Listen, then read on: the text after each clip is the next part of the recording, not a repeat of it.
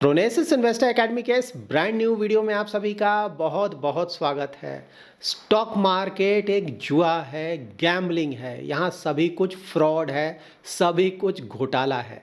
इस तरह के क्वेरीज बहुत आते हैं हमारे यूट्यूब चैनल पे, तो इसी टॉपिक को डिटेल में हम कवर करने जा रहे हैं इस वीडियो में। साथ ही जैसा मैंने आप लोग से प्रॉमिस किया था स्टॉक रिलेटेड इन्फॉर्मेशन, तो वो भी देने जा रहा हूँ। एक स्टॉक को कवर करूँगा और उससे भी ज़्यादा इंपॉर्टेंट है कि स्टॉक में इन्वेस्टमेंट करते वक्त किन बातों का हमें ध्यान रखना है, तो उसमें से एक पैरामीटर को डिटेल में कवर करूंगा। तो एज ऑलवेज इन्फॉर्मेटिव वीडियो है, पूरा वीडियो देखें, अच्छी तरह से समझें। अगर पसंद आए तो लाइक एंड शेयर करें। पहली बार हमारे यूट्यूब चैनल पे आए हैं तो चैनल को जरूर सब्सक्राइब करें। आज का फर्स्ट टॉपिक है शेयर बाजार जुआ है। तो देखिए, सबसे पहले तो मैं ये क्लियर कर दूं कि अगर कोई ऐसा स्टेटमेंट दे रहा है तो गलत नहीं बोल रहा है, ठीक है। जुआ का मतलब क्या हुआ? Pure luck. मतलब गैम्बलिंग करते हैं ना, लक का गेम होता है। लक अगर क्लिक किया तो जीत भी सकते हैं, लक क्लिक नहीं किया तो वहाँ पे पूरा का पूरा लॉस भी हो सकता है। तो अगर कोई ऐसा स्टेटमेंट दे रहा है स्टॉक मार्केट के बारे में तो वो गलत नहीं है। मैं ऐसा क्यों बोल रहा हूँ? देखिए, एफडी जब भी आप करने जाते हैं ना, फिक्स डिपॉजिट अच्छे क्वालिटी के बैंक में ऑफकोर्स, तो एफडी आप 7 डेज से लेकर 10 ईयर्स तक कर सकते हैं। तो वहाँ पे मान लीजिए आपने 7 डेज या 10 ईयर्स कोई भी एफडी किया, ठीक है। मान लीजिए ना पूरे वर्ल्ड में कुछ प्रॉब्लम आ गया, यूएस में कोई बड़ा प्रॉब्लम हो गया, या फिर इंडिया में कोई बड़ा प्रॉब्लम हो गया, जापान में, चाइना में, यूरोपियन कंट्रीज़ में कहीं कोई बड़ा प्रॉब्लम हो गया, या फिर कोविड जैसा कोई प्रॉब्लम हो गया जो कि कुछ समय पहले ही हुआ था। तो ये कुछ भी प्रॉब्लम हो, अगर अच्छे क्वालिटी के बैंक में आपने एफडी किया है तो मोस्टली वहाँ पे प्रॉब्लम नहीं आएगा। मतलब आप 7 डेज़ का करें, 1 मंथ का करें, 1 ईयर का करें, आपका जो भी पैसा है जो कि आपको प्रॉमिस किया गया है वो वहाँ पे मिल जाएगा, ठीक है। तो ये तो क्लैरिटी है हमें। लेकिन जब स्टॉक मार्केट की आप बात बोलते हैं ना, स्टॉक्स में आप इन्वेस्टमेंट करें या फिर इक्विटी म्यूचुअल फंड में इन्वेस्टमेंट करें, ठीक है, वहाँ पे तो ऐसा है नहीं। अब मान लीजिए आपने इन्वेस्टमेंट किया, ठीक है ना, 1 वीक के लिए मान लीजिए आपने इन्वेस्टमेंट कर दिया। स्टॉक मार्केट बहुत अच्छा चल रहा है, बुल मार्केट चल रहा है, सभी जगह बहुत अच्छे रिटर्न, जहाँ इन्वेस्टमेंट करें बहुत अच्छे रिटर्न, ठीक है, सभी कुछ अच्छा है। स्टॉक भी आपने बहुत अच्छे क्वालिटी का सेलेक्ट करके इन्वेस्टमेंट किया। इक्विटी म्यूचुअल फंड भी बहुत अच्छे क्वालिटी का, टॉप क्लास का, जो कि बहुत अच्छा परफॉर्मेंस दे रहा है, वहाँ पर आपने इन्वेस्टमेंट किया, ठीक है। मे बी 7 डेज और 1 मंथ या फिर 1 या 2 ईयर के लिए आपने इन्वेस्टमेंट किया प्योर इक्विटी में। अब वहाँ पे आपने इन्वेस्टमेंट किया, यूएस में कोई बड़ा प्रॉब्लम आ गया, ठीक है। इन्वेस्टमेंट करते वक्त तो आपको नहीं पता फ्यूचर में क्या होगा, किसी को नहीं पता होता कि आपने आज किया, आज ही शाम में क्या हो जाएगा, कल सुबह क्या हो जाएगा, किसी को नहीं पता है फ्यूचर में। तो यूएस में कुछ प्रॉब्लम हो गया, यूरोपियन कंट्रीज में कुछ प्रॉब्लम, चाइना, जापान, बहुत सारे कंट्रीज है, या फिर इंडिया में ही कुछ प्रॉब्लम हो गया, ठीक है। क्या होगा? आपके पैसे का बुरी तरह से गिरेगा, ठीक है। अब मान लीजिए किसी ने 1 वीक के लिए, कुछ लोग तो 1 डे में भी ना, कुछ घंटों के लिए भी इन्वेस्टमेंट करते हैं, तो वहाँ तो आपको प्रॉब्लम हो जाएगा। फ्यूचर आपको नहीं पता है, तो बिल्कुल सही बात है। और कभी कभी कोई बड़ा प्रॉब्लम होता है ना, कोविड जैसा प्रॉब्लम, तब तो कई महीनों तक मार्केट बुरी तरह से पिटा रहता है। 2008 में क्राइसिस हमने देखा। तो बिल्कुल अगर कोई बड़ा क्राइसिस हो जाता है जिसके बारे में हमें नहीं पता होता है पहले, तो वहाँ तो कई महीनों तक मार्केट डाउन हो सकता है, कभी कभी 1-2 साल तक मार्केट डाउन हो सकता है, ठीक है। तो यहाँ पे ये स्टेटमेंट बिल्कुल सही है कि शॉर्ट टर्म में अगर देखा जाए तो ये एक जुआ ही है, ये एक गैम्बलिंग है, क्योंकि यहाँ पे 100% लक, मतलब मार्केट अच्छा कर रहा है, सब कुछ अच्छे क्वालिटी का है, लेकिन यहाँ पे आपका लक भी, मतलब भगवान की कृपा आपके पास, आपके ऊपर होनी चाहिए। भाई आपने 1 दिन के लिए इन्वेस्टमेंट किया या 1 वीक के लिए इन्वेस्टमेंट किया, तो वहाँ पे कोई बड़ा निगेटिव न्यूज़ ना आ जाए। स्टॉक मार्केट आप लोग देख रहे हैं डेली बेसिस में ऊपर नीचे होता है, ठीक है।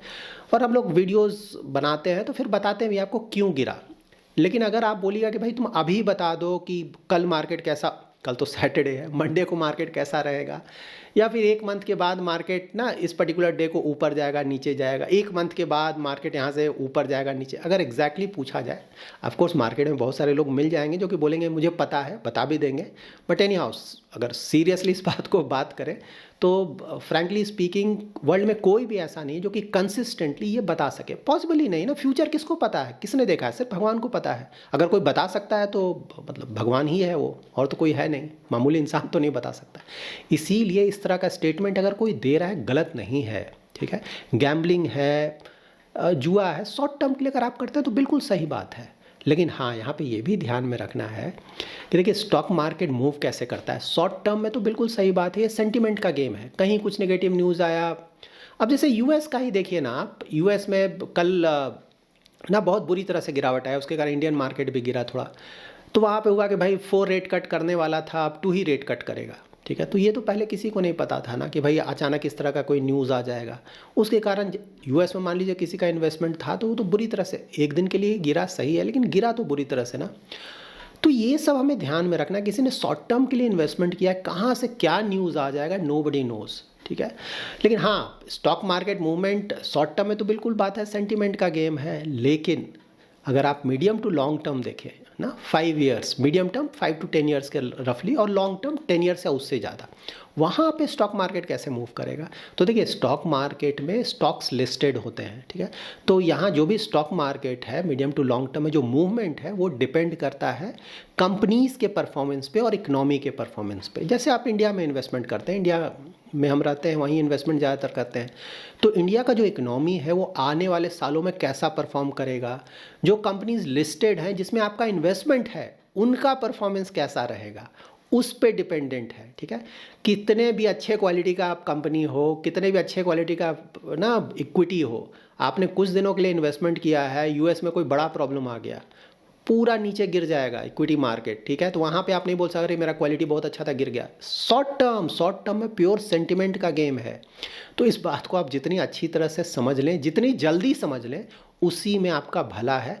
क्योंकि अगर आपने medium to long term investment किया तो वहाँ पे इस तरह का जो शौक होता है ना कि भाई 1 लाख इन्वेस्ट किया, मेरा 90,000 बन गया, 80,000 बन गया, कभी कभी 70,000 बन गया, इस तरह के इश्यूज से आप काफ़ी हद तक बच पाएंगे, ठीक है। तो होपफुली आप लोग समझ गए होंगे कि स्टेटमेंट गलत नहीं है, लेकिन ये स्टेटमेंट उन्हीं के ऊपर लागू होता है जो कि शॉर्ट टर्म के लिए इन्वेस्टमेंट करते हैं। दूसरी बात, शेयर बाजार घोटाला है, फ्रॉड है, ये भी बिल्कुल सही बात है।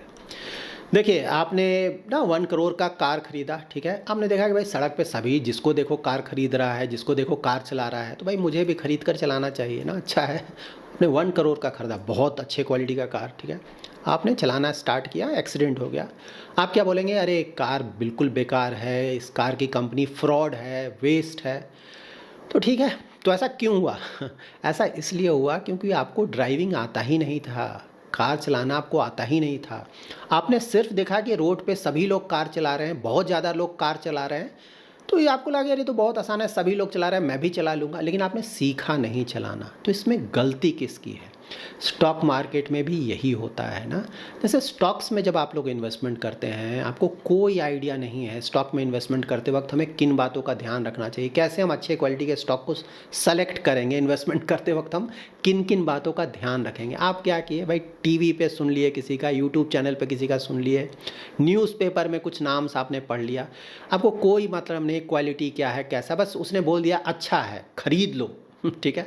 आपने जाकर खरीद लिया और अनफॉर्चुनेटली आपके खरीदने के बाद, जो कि ज़्यादातर केसेस में होता भी है, वो गिर गया, आपको अच्छा खासा लॉस हो गया, आप डर गए, आपने बेच दिया तो लॉस हो गया।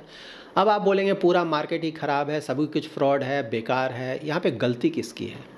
तो देखिए, ये सब बेसिक चीज़ें हैं, आपको समझना होगा। मतलब ना, किसी को हेल्थ रिलेटेड इशू है, आपने यूट्यूब चैनल देखा कि अरे इस हेल्थ प्रॉब्लम में ये दवा दे देना चाहिए, आपने खुद से ही दवा दे दिया तो प्रॉब्लम होगा ना। वो डॉक्टर का काम है, वो एक्सपर्ट है, उसके पास जाइए, ठीक है। तो या तो आप खुद का नॉलेज बढ़ाइए, ठीक है। जैसे इन्वेस्टमेंट करना है, खुद का नॉलेज बढ़ाइए। जैसे स्टॉक्स में इन्वेस्टमेंट करना, आपको पता होना चाहिए फंडामेंटल्स कैसे चेक करते हैं, इन्वेस्टमेंट करते वक्त किन किन बातों का ध्यान रखते हैं। म्यूचुअल फंड में अच्छे म्यूचुअल फंड हम कैसे सेलेक्ट करेंगे, पोर्टफोलियो कैसे बनाएंगे, ये सब बेसिक। देखिए, दूसरों का सुनने में हर्ज नहीं है, लेकिन आपको पता होना चाहिए कि सामने वाला जो बोल रहा है, एक तो कि सही बोल रहा है गलत बोल रहा है, ठीक है। उसके बाद ये भी देखना है कि जो बोल रहा है आपके लिए सुटेबल है कि नहीं। ये सब चीज़ें आपको समझना होगा। तो इसको समझने के लिए आपके पास बेसिक आइडिया, मैं ये नहीं बोलूँ आप एक्सपर्ट बने, लेकिन बेसिक आइडिया होना चाहिए। अगर ये सब बिना किए हुए आप इन्वेस्टमेंट करेंगे तो आपको हमेशा लगेगा, ठीक है, कि स्टॉक मार्केट फ्रॉड है, जुआ है। और इसमें गलती किसकी है, आई होप अभी तक आपको समझ में आ गया होगा। तो सिर्फ ध्यान क्या रखना है कि अपना नॉलेज टाइम टू टाइम बढ़ाते रहें, ठीक है।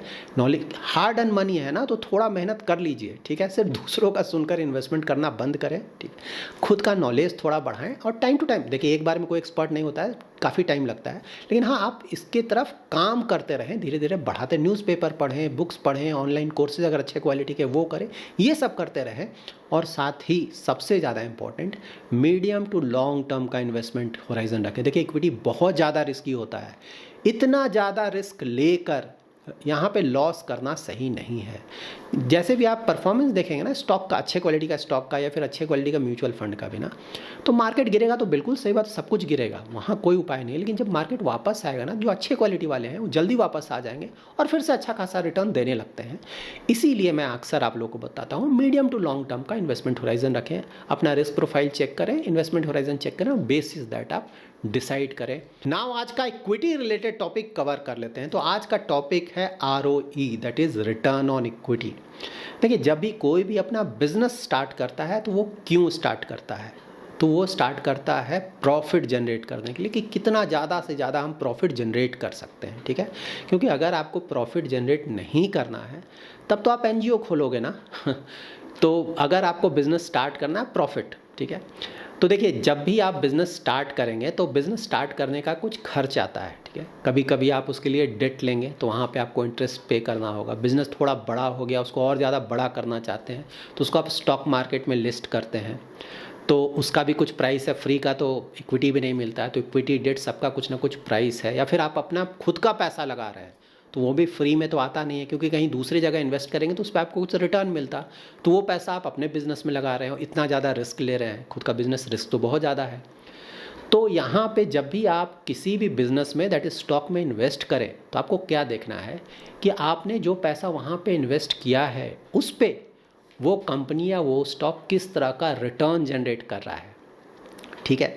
क्योंकि मतलब मान लीजिए कोई स्टॉक है या कंपनी है, आपने कुछ इन्वेस्टमेंट किया, उस पर मान लीजिए 5% का रिटर्न जनरेट कर रहा है, तब आप बोलेंगे अरे यार 5% के लिए मैं तुम्हारे पास क्यों पैसा रखूँ, मैं FD में कर देता हूँ ना, उससे ज़्यादा रिटर्न मिलेगा और सेफ्टी भी है, रिस्क भी नहीं है, ठीक है। तो ये सब आपको ध्यान में रखना है। इसीलिए रिटर्न ऑन इक्विटी का मतलब यही हुआ कि आपका जो या फिर इन्वेस्टर्स का जो पैसा इन्वेस्ट हुआ है उस कंपनी में, उस पैसे पे कंपनी किस तरह का रिटर्न जनरेट कर रही है, ठीक है। इसका फार्मूला होगा net profit divided by share holder equity. Share holder equity का मतलब क्या हुआ कि कंपनी का जो भी टोटल एसेट है उसमें से अगर आप टोटल लाइबिलिटी घटा देंगे, ठीक है, उसे ही हम शेयर होल्डर इक्विटी बोलते हैं। तो ऑफकोर्स कोई भी कंपनी तभी अच्छा है ना जब उसका एसेट ज़्यादा है। एसेट मतलब आपके पास क्या है, और लाइबिलिटी मीन्स आपको क्या वापस करना है, चुकाना है। किसी से आपने मान लीजिए पैसा लिया तो आपको वापस करना पड़ेगा ना, लाइबिलिटी है। तो ऑफकोर्स आपके पास एसेट ज़्यादा होना चाहिए। तो share holder equity asset minus liability. तो जब नेट प्रॉफिट जो भी आपका प्रॉफिट जनरेट हो रहा है उस पर डिवाइड करेंगे तो आपको ROE मिलेगा, ठीक है। तो यहाँ पे ध्यान क्या रखना है कि ROE ऑफकोर्स अच्छा होना चाहिए, लेकिन यहाँ पे ये भी ध्यान में रखना है कि आप यहाँ पे large cap, mid cap, small cap, 3 तरह के स्टॉक्स में आप इन्वेस्टमेंट करते हैं और तीनों का जो रिस्क है वो अलग अलग होता है। लार्ज कैप में थोड़ा कम रिस्क, मिड कैप में थोड़ा ज़्यादा रिस्क और स्मॉल कैप में सबसे ज़्यादा रिस्क। तो यहाँ पे आप जो रिटर्न का एक्सपेक्टेशन है वो भी आप बढ़ाएंगे।